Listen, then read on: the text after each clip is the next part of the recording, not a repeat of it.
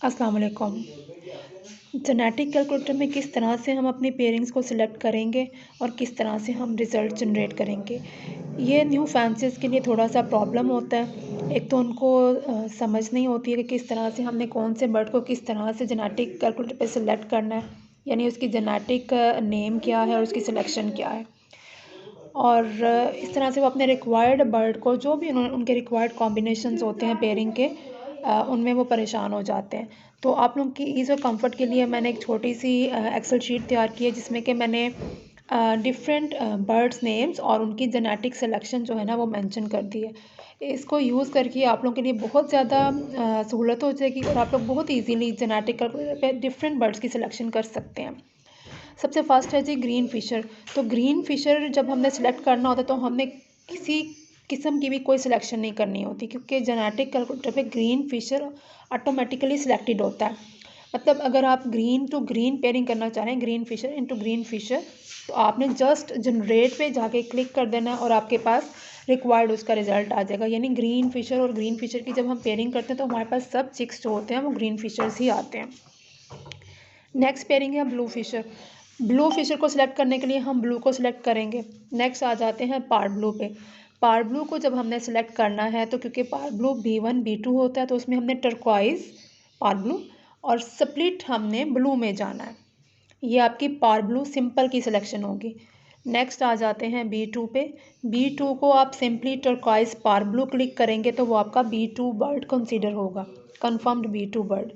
Latino red eyes की selection के लिए, because Latino is a green bird, तो इसके लिए हमने ग्रीन में कोई सिलेक्शन नहीं करनी है। अगेन जस्ट हम NSL Eno, because it is a red eye bird, NSL Eno select करेंगे तो हमारा लटीनो रेड आई ऑटोमेटिकली सिलेक्टेड होगा।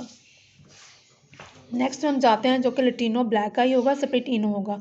Because Latino black I visually एक ब्लैक आई बर्ड है, तो ब्लैक आई के लिए हम डेक स्प्लिट, इनो के लिए हमने स्प्लिट में जाना है, NSL इनो क्लिक करना है।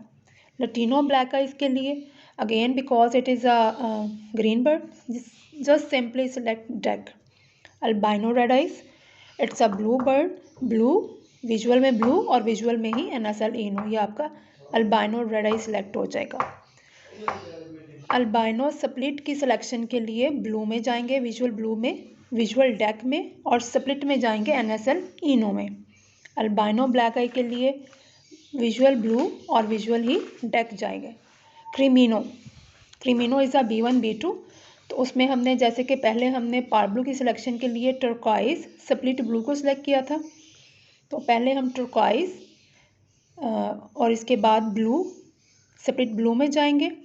NSL इनो हम सिलेक्ट करेंगे विजुअल में, because creamino is a red eye bird. Next Dekino, Dekino की सिलेक्शन के लिए हमने टर्क्वाइज विजुअल में, डेक विजुअल में, और हम स्प्लिट में जाएंगे ब्लू और स्प्लिट में जाएंगे इनो को सिलेक्ट करेंगे। ये आपका डेकिनो बर्ड की सिलेक्शन। पार ब्लू स्प्लिट इनो की सिलेक्शन के लिए हमने टर्क्वाइज स्प्लिट ब्लू, ये आपका पार ब्लू हो गया, और स्प्लिट NSL इनो, इनो में जाएंगे।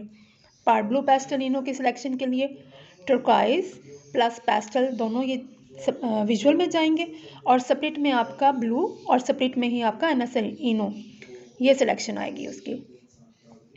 वायलेट के लिए अब ये डिपेंड करता है, डार्क फैक्टर है, सिंगल फैक्टर है, डबल फैक्टर है। तो सिंपल वायलेट के लिए single factor violet plus blue, क्योंकि ये ब्लू सीरीज बर्ड है। DD ब्लू मॉव के लिए डार्क फैक्टर प्लस ब्लू, और डी ग्रीन के लिए because again it is a green bird, simply आप डार्क क्लिक करोगे तो ये आपका डी ग्रीन बर्ड सेलेक्ट हो जाएगा। थैंक यू सो मच, अल्लाह हाफिज़।